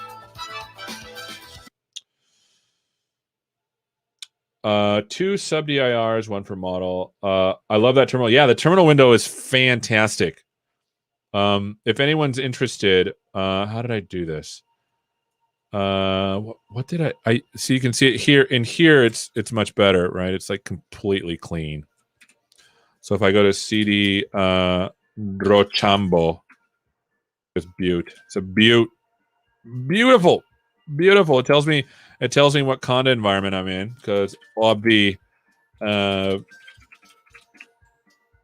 boom. And then also, just if I do something, if I run it as an admin, oh, everything went dark.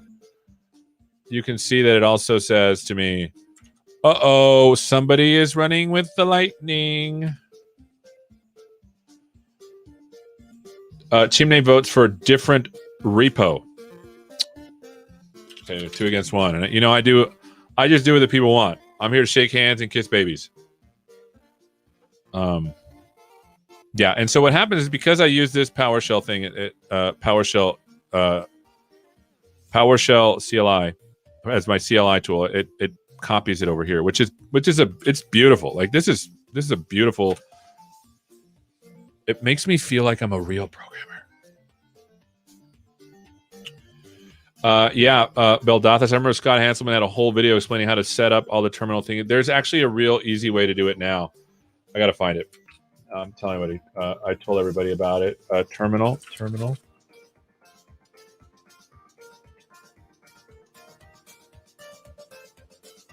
You're talking about this Hanselman thing. Ooh, yes. Powerline Go. You see this? Beautiful. But there's a new one. Oh, here it is. Oh my posh. There's a new version for Oh my posh. Where is it? Oh my posh 2. Oh, now read only. Oh my posh. So this is the actual one. No. This is not it. This is Keith Dalby's stuff. This is not the thing I want. There is a new oh geez, where is it? Windows terminal. Let's roll. Three these directions. Install Windows Forget. Oh my posh. This man. PS read line. Same name. Pick the theme. Is this the right thing?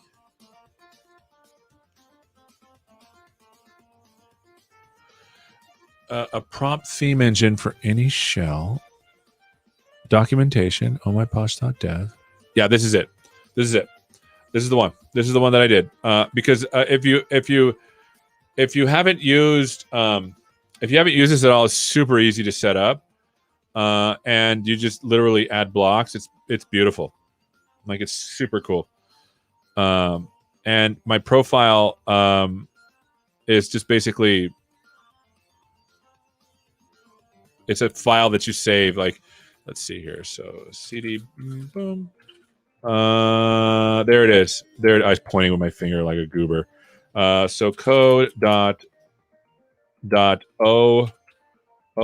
my posh.json, and you can see here. Let's close this. This is what describes my my command line. It's so cool. So cool. You can see it all in there. So that's what's describing it. And so let's go back to that website so you all can. Oh, I have it over here. Here, just ohmyposh.dev. You want to do something that beautiful, and then what happens is in my command line tool, I just basically, my default is PowerShell, and so that's why this shows up. Okay, looks like everyone is excited for mono repo except for one, Chinmay Trivedi. So we're gonna do it in here, and I thought we would do Docusaurus, but I don't know. Everyone's telling me to use next.js. So let's go see what that's all about. By Vercel, the React framework for production. Now, for those wondering, you're like, well, what the heck are you doing right now? Well, I have to make a website where people can use this model because in theory, the model is done, right? Like the model, like we built it. This model is good. There's the class. I should probably stick like the accuracy and stuff in there, but I didn't. Question from Jose. Do you use Ski Sharp Stack? I don't. So I'll be honest with you. I haven't used .NET in a while. It's been a year or so. In fact, I was looking at some of the new innovations in C# 9, and I was like, I don't even recognize the language anymore. Someone, Joe Plum is saying yes, all in one repo. This is on Learn TV. Looks like I got three to one. So should I rename the source to like Rochambeau AI or something? Should I do that? And then have another one named like Site or something, or Rochambeau Site. How should I name these things? I always have a hard time. Like the hardest thing in computer science is off by one errors and naming things.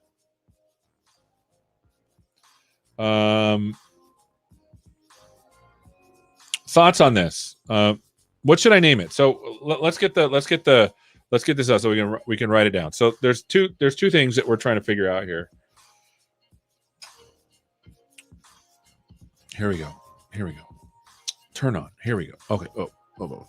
So the two questions. One, name for AI folder. 2, name for website folder. What should those be? Beldatha says the current naming is fine. Thank you. I know, but you know what? Like when my significant other says fine, usually that means I need to investigate, do a little more introspection. And they're always right. So are you like, Beldathas, are you like, fine? Fine. Or, I don't know. I feel like everyone's like,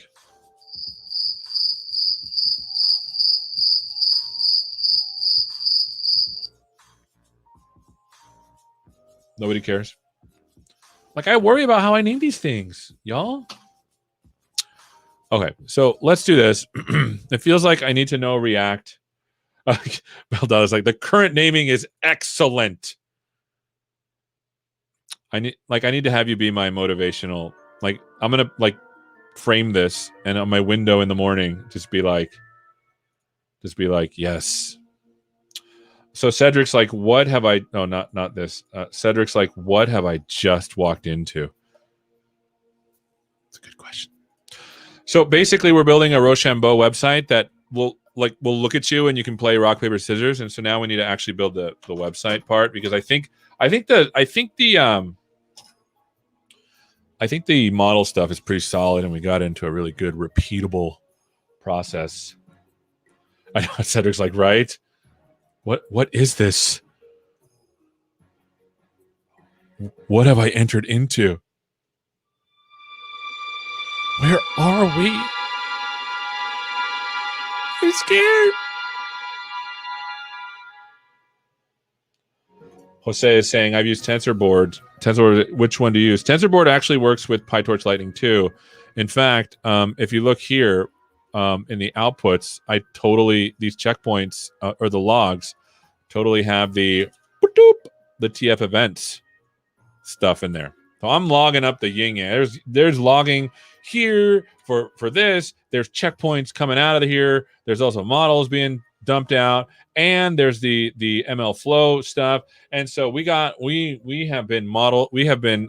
logging everywhere, because with these things, like, you want to be able to go back to and be like, what happened? You'll know. Okay. Two directories. Here we go. AI and web. Again, remember, J is our conscience. So let's rename this here to AI. Boop. Oh, there's stuff open in it. Of course it's not going to let me do it. File systems. Okay, let's rename this here. And let's rename this to AI. Boop. What? I think I have something open. So let's exit this. Anything else I have open? It's like, oh yeah, it's the folder. This. Let's close everything. Let's rename this to. Let's try one more time. AI. Oh, it's hot. We close it. I'll show you. See projects. Rochambeau. Because Source is, I agree. Source is kind of a little.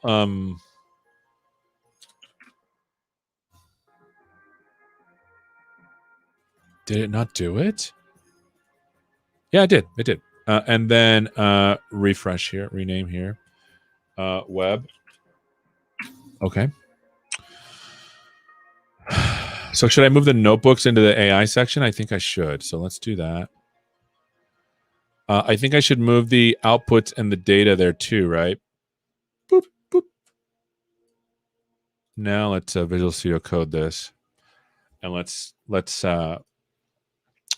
fix the mess that is all of this, because we just moved everything. Let's go to the to config.yaml, right? We don't need this anymore. We can just say outputs and checkpoints. This can be the default root dir is this. This is now the images. Yeah, so Alejandro is asking, it's a really good question. What is this? Yeah, we are building an AI. Here, I'll show you. I'll just run it because everyone keeps asking. I'll show you one that we made before. CD Vision, ls here, and then we'll do CD client, ls, and then I'll do less on the package.json because I don't remember what this is written in. Is this yarn? Serve. So quit. Yeah, it's a yarn lock. So we'll say yarn serve. And let's run this so you can see we're building this, but from scratch. Like before we built the model, we used a pre-built model, and I wanted to show like an MLOps end-to-end over the period of a couple of weeks. So this is Control C, and then we're going to make it a lot better than what we currently have. So we'll go over here, and then I'll put this here, and then my camera number 2 here. Let me get this camera number 2 because I'm obviously using this other camera. So now you're getting camera number 2. All right. And so if I do this, notice it says rock, paper, scissors, rock, paper, scissors, rock, paper, scissors. Do you see that? That's what we're building. So, but this is cheesy, and I was actually using a model from. Oh man, there's 2 Seths. Let's have them look at each other.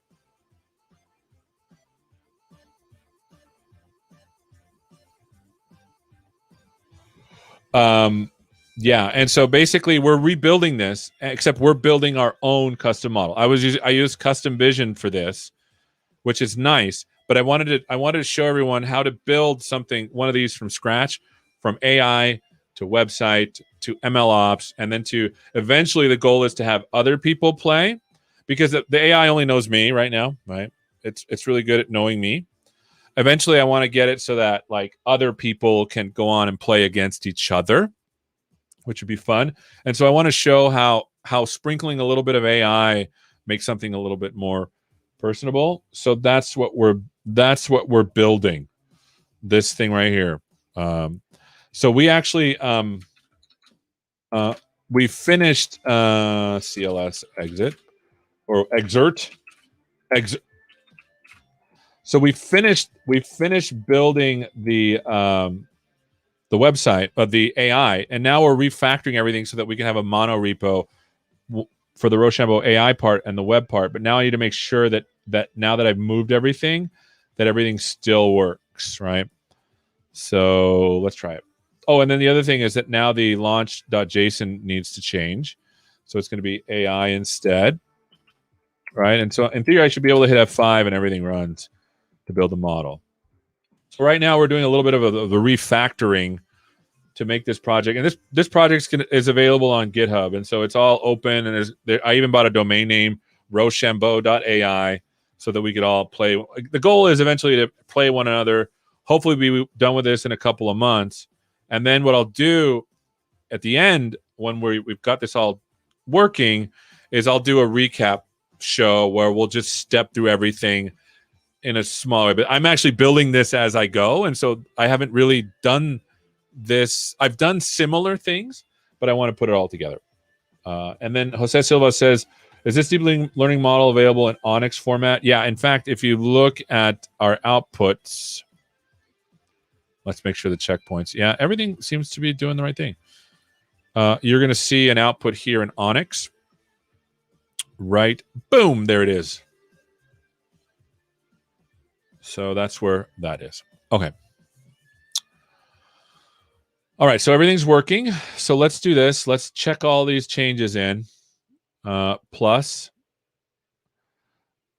And then we're going to say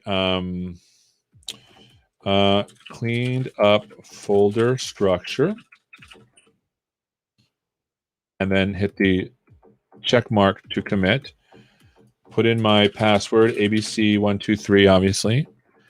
And then I am going to push. And so now you should see here.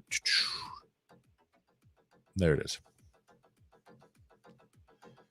So the question is from Jose, are you using WCell 2 for this project? No, I am not. I'm using straight Windows. Okay. So now this is all in the format that we want. The AI is done. Now, what is this source thing? Oh, that's weird. It puts the that's weird. It puts the ML flow stuff here, which is weird to me. Delete. Maybe I should try running that again. Let me try one. No, it puts it here too. Oh, I think that's. Wait a minute. What? That was weird. So let me do this. Let me delete this. Let me delete this. And let's just run it one more time because I want to make sure that everything's clean. Jose is asking about the environment. Did you use Anaconda to install the environment? Yes, I did. This is all Anaconda. So F5. You can see right here that this tells me what environment I'm currently in, and it's PyTorch. We may not get to the web stuff today, friends, but that's okay.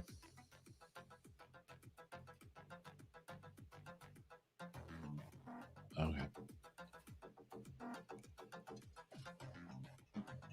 Okay, this is better. I think this was just an artifact of something just being left behind. Because now everything's going in the right spot. Yeah, this looks good. It's running. So right now it's training the model. Yeah, this is good. So there's the model. There's the ML runs. Data, we'll leave alone. Okay, this looks good. Okay, so CLS. So now back to this thing. People told me to use this, so let's try it. Next.js gives you the best developer experience, all the features you need: productivity, hybrid, static, and server rendering, TypeScript support, smart bundling, route prefetching, and more. Cedric, Xtemporal and Agoral O has been my... Oh, I wonder what that is. I need to go look at that. Okay, so start learning.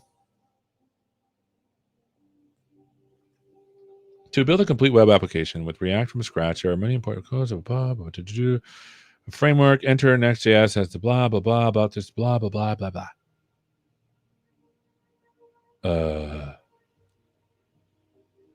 Do I have to learn React for this? I'm guessing I have to learn React.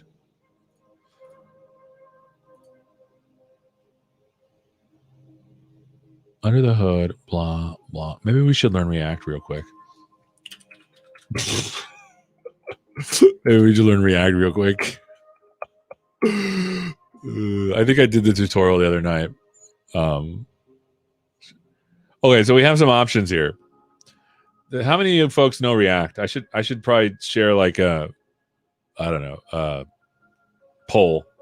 How many of y'all know React? Number one. Number two, should we use React to build our thing? I mean, is that something y'all want to learn? Write code in a browser, blah, blah, blah. This looks interesting. Inspecting the starter code. Completing the... Oh. I don't know. Should we build this? Should we go through the tutorial or no? I'm curious what everyone thinks.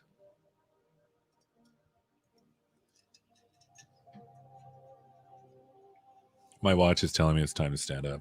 Liar. I don't want to stand up. Learn by doing. I think we should do this. I don't think we can get it done in 10 minutes, though. What do y'all think? Overview, blah, blah. Inspector, blah, blah, blah, blah, blah. It might be 10 minutes if you're not able to get a chance. Step by step. Setup for the tutorial. We'll give you a starting point. Starter code. Option 2. We want to do it locally. Let's just do it.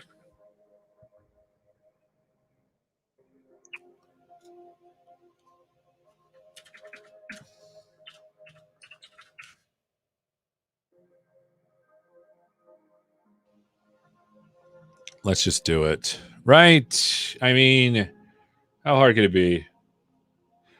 By the way, JavaScript used to be a lot easier when Jake was in charge. Does anyone know Jake? Mr. Weary? Jake Weary? Jake Weary? No? Is this not funny? I thought it was hilarious. Only because I stole it from Scott Hanselman. Thank you. That's what I was looking for, okay? I was looking for y'all to be like, that was hilarious. Jake Weary. I wish I made that up, but I didn't. All right, what do we call this thing? My React app.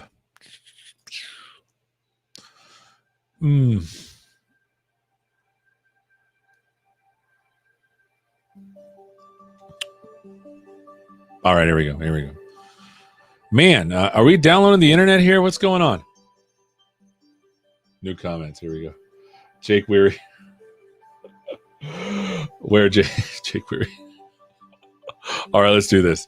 CD, kapoop, code, boom, open up. Okay, now what we're going to do is we're going to take this goodness and we're going to kapoop, and then we're going to take this goodness and kapoop, and now we are ready to go.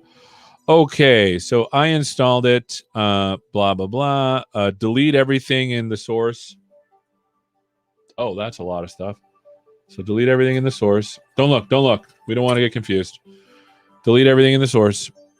Add a file named index.css, new file, index.css, and then a new file named index.js. Man, we're learning stuff. Okay. Add this code to the CSS. Yeah, y'all don't want me to write CSS, right? Control Shift F. No, that's not what I wanted. I wanted this. Oh, jeez, I went to the wrong place. Format document. Where is it? Oh, it's already formatted. Cool. Okay. So we did that. Thank you. Boom. Copy this code. Okay. Copy this code. Right click. Format document. Boom. So we copied everything. We did it. Thank you. We did. We're already past this. Add these 3 lines to the top of your index.js. Okay. Not this one, this one. Okay, that's it.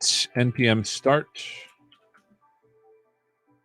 npm start.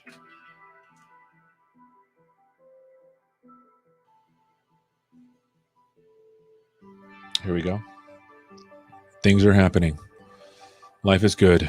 Starting the development server. Sharafuddin, OCR can recognize manuscripts, Arabic support. I don't know. There was a ton of languages. I don't remember which ones he put in there. Okay, so it looks like we got something going. Good. Help, I'm stuck. No, I'm not. What is React? Declarative efficient, blah, blah, blah, blah, blah. React has a few different kinds of components. We'll start React component subclass. So looks like, let's get this away and let's put this down. Shopping list, we don't have that. We'll go to the boom. This does this. Create element. Makes things, inspect the starter code. We have square, board, and game. Okay. Render square, board. Oh, so they want us to change this. So value equals I. Let's see what happens here. Nothing. In the board render, change it to pass a prop called value to the square I. Oh, I see. Change the square's render method with the value representing to do with this.props.value. So square.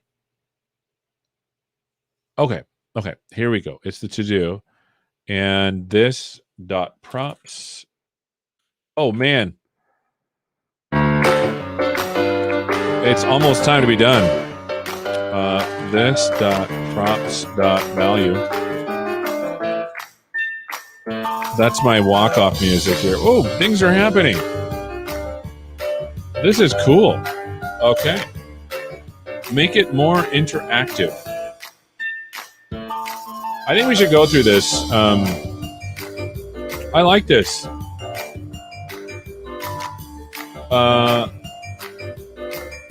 Cedric has a question. A couple of Kinect DK cameras, I haven't gotten to using them.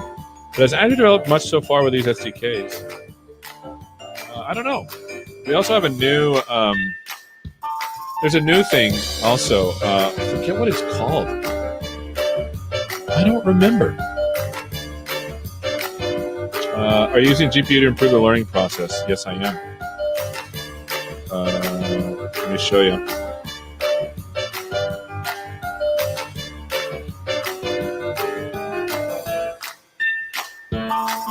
Here it is.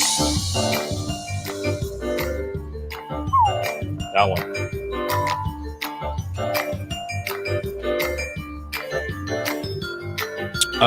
Yeah, I think we should go through this more in depth next time because this is cool. I want to make sure I understand React, and then we can build our website. Do you know a good source to take advantage of 7 mic array? Built in the 3D model. Yeah, it's really whatever you want. By the way, next time with me, May 28th, Jeff Mendenhall, Ashley Yao, Krishna Das, Gary Pretty, Sethu Raman, just a lot of people. I'm pretty excited for that. My walk-off music ended way too soon. How embarrassing. I'll put this on to finish up. Yeah, I'm pretty excited. So make sure you stay tuned for that. Also, a reminder, next week, Aishagul Yanet and Vanessa Diaz exploring Azure Cognitive Services while building the AI Playground web app. Make sure you go for that one. For us, next time, we're not going to be able to get to this until the next time. But I think I'm going to learn a little bit more React. That way you don't have to sit here and watch me learn, even though it might be entertaining for me. Like I might have thoughts about this. I've been a programmer for a long time. So you have plans for what you're going to break at Build this year, Seth? Indeed. Thanks for being with us today, my friends. I'm so happy you're with us. As always, if you need anything, make sure you let me know. Again, this has been another episode of the AI Show. Thanks for being here, and we'll see you next time.